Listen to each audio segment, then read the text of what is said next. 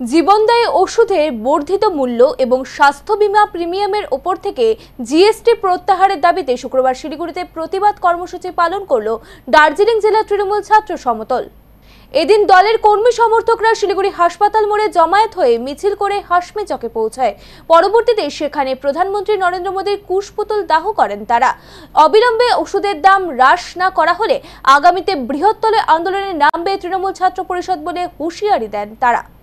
সারা ভারতবর্ষ জুড়ে যে সরকার চলছে তারা সাধারণ মানুষের কথা ভাবে না। জীবনদায়ী 900-টিরও বেশি ওষুধের মূল্য বৃদ্ধি ঘটিয়েছে, যেখানে মমতা বন্দ্যোপাধ্যায় স্বাস্থ্যসাথী এবং খাদ্যমূল্য এসে দোকানের মাধ্যমে মানুষের পরিষেবা দিয়ে চলেছেন, সেখানে এই মূল্য বৃদ্ধি কখনো মেনে নেওয়া যায় না।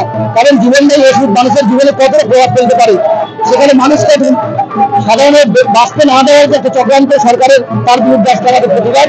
এই প্রতিবাদ কর্মসূচি দার্জিলিং তৃণমূল ছাত্র পরিষদের পক্ষ থেকে নেওয়া হয়েছে এবং আমরা আজকে এখানে প্রস্তুতি করে এলাম এবং আগামীকাল আমাদের প্রতিটি কলেজ থেকে এই বিরুদ্ধে বিক্ষোভ হবে এবং তারপর আমাদের দলের যে কর্মসূচি আছে প্রত্যেকটি কর্মসূচিতে তৃণমূল ছাত্র পরিষদ সক্রিয়ভাবে অংশগ্রহণ করবে।